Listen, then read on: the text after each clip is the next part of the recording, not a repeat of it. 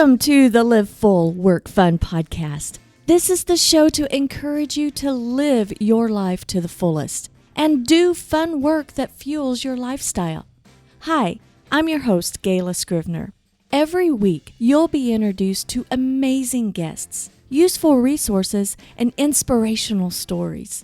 You'll discover opportunities and perspectives to shape your version of living full and working fun. Hi there and welcome. I'm Gayla Scrivener. This season, we're exploring the theme, Don't Let the Start Stop You. It's a powerful reminder that while beginnings can be daunting, they also are the gateway to growth, success, and happiness. That's why I've asked Craig Grossman to return back to the show for a conversation. Craig is a certified copywriter, brand messaging specialist, and a fellow story brand marketing guide. He loves helping his clients by creating brand narrative strategies, compelling website content, and effective sales copy for local and national companies. Craig has been a sales pro for most of his adult life. He founded and managed a gourmet foods brokerage company called Evergreen Fancy Foods, Inc., selling to retailers across the northwestern states with a team of 6 sales representatives. After 30 years, it was time for a change, and he discovered copywriting in 2016 and earned copywriting certifications through AWAI. Craig sold his sales business in January of 2020 to become a full-time copywriter and brand messaging strategist. Craig has helped many clients in diverse fields, such as financial planning, accounting, HVAC, technology firms, authors, business consultants, and public speakers. Craig and his partner Hope live in Spokane, Washington, and have large veggie and flower gardens there. And they love the outdoors. They love to hike, ski, and paddleboard. Well, Craig, welcome back. I am so glad to have you on the show again. Thanks, Gayla. I'm happy to be here too. How do you balance living a full life while pursuing your professional aspirations? That's a good question. I think it's a matter of time management. Basically, I do spend a lot of time with my business, but I definitely allocate time for personal growth and fun activities and learning more about my craft. So I think it's just a big balancing act. Learning about your craft, copywriting, does that become work, or is it something that you just love that it just infuses into what you do for joy? It's more of a fun thing, I'd say, especially when I'm learning how to write new types of projects. To me, it's always exciting to learn something new. And if it's something I can add to my repertoire of services, it's even better. Well, what strategies do you use to make your work more enjoyable? One thing I like to do is I do a lot of local networking, and I go to a lot of networking events. I enjoy meeting people, other business people from all different walks of life and different industries. Sure, I'm looking for new clients for sure, but I'm just fascinated by what people do, and I'm always curious about what their jobs are like. So that's definitely one thing I do to make the whole thing more enjoyable. Isn't it amazing how many different ways people can earn a living? Yeah, it certainly is. Every day when I meet new people and, there's the regular careers, but then there's something that just kind of throws you for a loop, and it's like, that is wonderful. Look how many different ways people can earn a living. Yeah, my last networking event, I met a couple that have kind of an unusual business. They have a laundry service, but instead of something where you go and do it yourself or whatever, they actually pick up your laundry, get it done, fold it, package it, and bring it back to your house. And I haven't seen anything like that since the early 70s. Nice. Putting a different spin on things that we need. I mean, they're filling a need, solving someone's problem. That's what business is in business for, is to solve a problem. Absolutely. What kinds of copywriting projects do you enjoy doing the most? Since I'm a story brand marketing guide, I've gotten really good at brand messaging projects for starters. What that involves is basically interviewing the owner or the marketing manager. I have a list of 25 to 30 questions that I go through. Basically, what we're trying to find is all the pertinent marketing talking points that we can put together in sort of a cohesive story to tell their their company's story. And then all of that can be used for future projects. My favorite project based on the brand messaging is doing what we call website wireframes, particularly like for home pages and about pages. You can use the talking points to create really compelling marketing content that keeps people interested in the company because it's very client-centered. It's not just about the company, it's about how they help their clients with their services or products. So to me, it's very creative and very gratifying to do those types of projects. Do you have any aha moments with your clients when you're going through this story brand framework? I guess one thing I particularly like is I try to make them think about who their client is being before they get their services versus who they're being after they're done with the services. That transformation. That's right. Right. That's right. That transformation they go through. And sometimes they don't really see it at first, but then once I have it down there on paper, it's like, oh, yeah, I guess that's really what we're doing for our clients. I just finished doing a brand messaging guide for a local company in Spokane, Washington. She has an unusual service. She does assisted stretching for people. It's got a lot of health benefits, and it really helps people with aches and pains and sore muscles and that sort of thing. Yeah, she was at first. I showed her the whole process and how it works, and she said, "Well, all I know is I'm not happy with my website the way it is right now, but I'm not sure why." So as we've gone through the brand messaging process, I can tell that she's really gained a lot of insight just from answering the questions I had for her, and I think it's really beneficial for her. Are you Sure. doing her website wireframe or giving that examples for her to show how she can use her brand script? We haven't gotten to that step yet. It's No, sometimes, it's too infancy in the yeah, relationship. yeah, sometimes it's just too early. It is. There are a lot of website designers out there. Yes. What is it that sets you apart from when you wireframe? We've got this inside knowledge. For folks that do not understand what is a wireframe. You want me to explain what that is? Yeah, for our listeners that do not understand.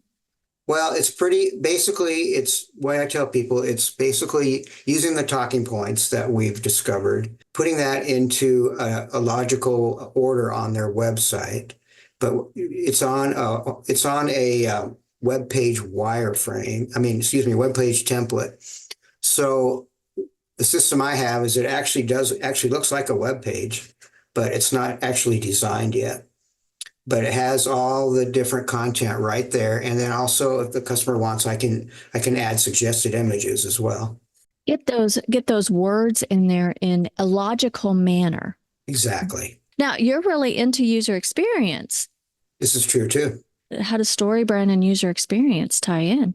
Mostly how it ties in is when I do a website audit or evaluate a potential client's website, it's pretty easy for me to see what would be a good user experience for a website and what would be not so good. And the not so good could be things like long paragraphs with small font that's hard to read, not using bullet points, not having headers and subheads, because most people these days just scan websites. They don't read the whole thing through. And then also the use of white space. So it's not just a bunch of text or text and images all together. You got to have some space in between. So that's some of the best ways of evaluating if it's going to be a user experience that's good. And what you're trying to do, of course, is the better the user experience, the longer a potential client's going to stay on that page. I can imagine that you get a lot of information with 30 plus questions. Yes. And the hardest thing to do is to distill that down into clear and concise messaging to be able to quickly determine what can you do for me? Do I need to do business with you? Exactly. Because I find for me, that's one of the most difficult things because the clients that we work with are so interesting and there's so many cool things about them. It's hard to distill down. Very true. To help me out with that, there's another story brand guide that has developed a brand messaging template. Her name's Erin Foltz, and she had another lady help her. It's a pretty decent template for sure. And so I've used that And that way I can sort of fill in the blanks based on the interview questions and their answers. Anything that I can't fit into what we call the brand script, which is all the brand marketing points and the brand story, I have a third page that we call a word phrase bank. And so these are talking points that don't get into the brand script, but they're still really cool and very useful. So I make a list of those as part of the brand messaging guide. Nice. What industries are you focusing on now?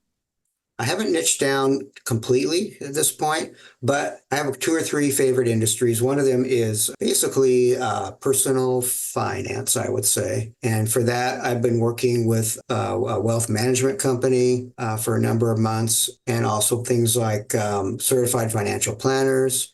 And I've worked on a couple of accounting companies' websites. That's one of my favorite niches because since I've been self-employed, I know a lot about accounting and finance, and I've been my own investor for a long time. So I'm comfortable with that, and I know the jargon pretty well. So that's one, but also industries, I think I call it profession, not exactly professional service, but home services, I guess would be a way of putting it.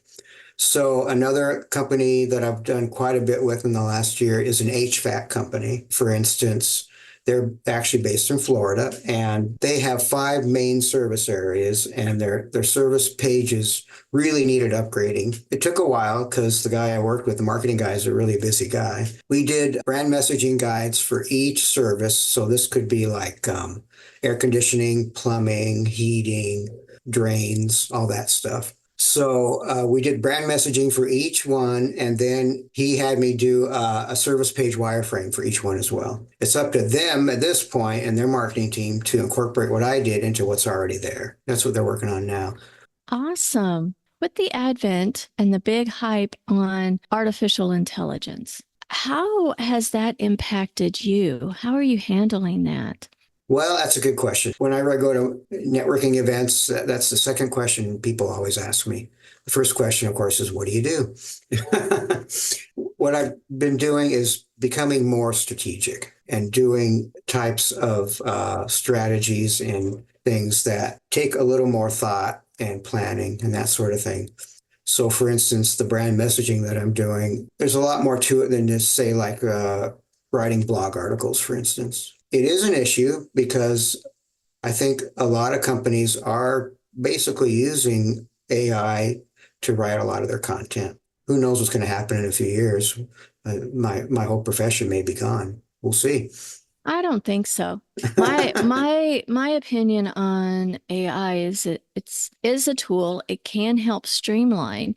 However, there still needs to be professionals to massage the data, so to speak. Oh, You know, absolutely. quite frankly, when you are bootstrapping your business and you need to do all things, doing a little bit here, getting off of the ground is great. And if AI helps you in that way, but there's going to be a point to where you can't and you don't have the attention to know the overall strategy and how messaging needs to be replicated in all of these different areas and reproduced and say the same thing, but a little bit different. AI can't do it all. There's No, I agree. always a human interaction. Professionals focused on the company's messaging and the overall strategy and then actually implementing it, it can be a good tool to help streamline or get you off of the ground. I don't think our profession of marketing is ever going to go away, or writing is ever going to go away. No matter how many tools like that, there's going to be somebody that needs to pay attention to it. A business owner that is heavy into HVAC, for example, they may not want to know down dirty and deep on all the marketing intricacies that This we is true. Yeah. take care of. It's really important to have somebody in your corner having an outside looking in and getting a different perspective and getting out of our own way, just to Yeah. get going. No, I So agree totally. In fact, I'm just starting to work with another story brand guide. We're just talking at this point, but she uses some very advanced AI tools to build the brand messaging, what we call the brand script, and the brand story, and all the different talking points. She's going to have me do. She said, Craig, I don't need you to write all these things. What I need you to do is to go through two or three versions of these that have been produced by AI, and then finding what the best talking points are that they've come up with. And then also, of course, coming up with headlines and subheads and having the human touch as well, and figuring out what the context is in the buyer's journey, where the customer is coming from, and how to gear that content towards where they're coming from as well. Craig, in keeping in the spirit of don't let the start stop you, Okay. can you discuss a time when you had to push through like an initial difficulties to achieve a goal? And what motivated you just to keep going? Yeah, well, there could be a lot of those. Gosh, when I first started this business, I had gotten some certifications through AWAI, and based on the promises they gave, I thought I would grow my business way faster than I did. It took way longer than I expected, but I persevered. I did lots of outreach and networking. Eventually, it's paid off pretty well. I still got a ways to go. I've got a lot of perseverance, I guess, so that's really helped. You got your certifications, but what brought you into the story brand realm? Oh, that's a good story in itself. I was talking to website designers and graphic artists here in my local area. One of the companies I talked to, they're called the Well Dressed Walrus. We were talking about a project that I was going to do for them, and one of the owners said to me, "Have you ever heard of StoryBrand, Craig?" And I said, "No, I don't think so." He said, so he pulled out the Building a Story Brand book. He said, "This is a book called Building a Story Brand. They've got a great system. This is what we use here pretty much in all our projects. So you might want to buy this book and read it." So I said, "Yeah, I will." And the next day I bought it. Now, it took me over a year to decide to become a story brand guide, but for a number of reasons, I think I made the decision to do that. And that has been one of the best decisions I've made, because I was surprised how many people are actually familiar with it, and especially marketing people. Even if they don't know a lot about it, they know a little about it, or maybe they listen to some podcasts, seen Don do a keynote or something. So anyway, that has really opened up a lot of doors for me. Nice. You love working with financial and home And home services. services, I'd say, yeah. I think that is fantastic. Do you have examples of maybe you working with a client is maybe apprehensive of getting started? And what kind of advice would you give them if they're hesitant in making a first step? Well, I would say one thing, do your research. Make sure the business you're starting is in an industry that's in demand, and it's not, there may be competition, but hopefully not too much competition. So that's the first step. And then next, I would say be sure that you get the proper training for what you're doing. It's really hard to just jump into something without getting trained and hope maybe certified in some way or another. I think that's really important. How is this copywriting venture different from your previous 30-year career of sales? And how is it the same? Well, let's see. It's different in that it's a service, whereas before I was pretty much selling products.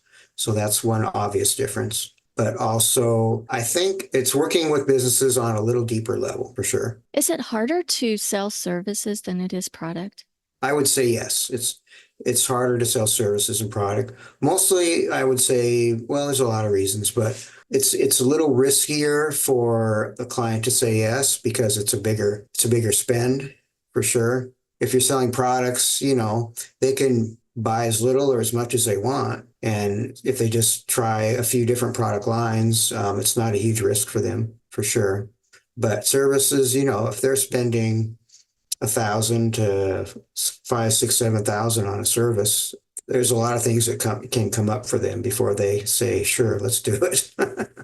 Well, in relationship is a lot of things. Personality Yep. you Yeah. know, whereas a product is an inanimate object, and it works or it doesn't. That's right.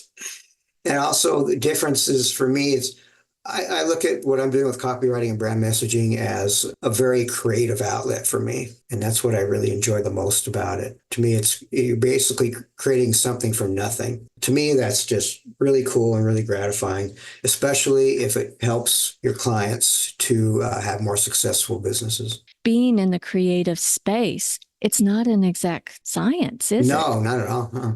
Craig, it has been such a delight talking with you and reconnecting with you. Now, how do people stay in contact with you? They can go to my website, which is basically fabulouscopy.com. Go to my contact page and send me a note. That is wonderful. I have so enjoyed seeing you again, Craig. And at the time of this recording, we get to see each other in person in just a couple of weeks. So that's even better. Absolutely. I'm excited to see you again in a few weeks. Well, thanks for listening. I hope today's conversation with Craig has sparked some inspiration and has shown you that even the most successful entrepreneurs started exactly where you are, at the beginning. If you'd like to learn more about Craig's work and connect with him, you'll find all the relevant links in our show notes. Remember, every successful journey begins with that first step. Don't let the start stop you from pursuing your dreams and creating the business and life you desire. Until next time, live full, work fun.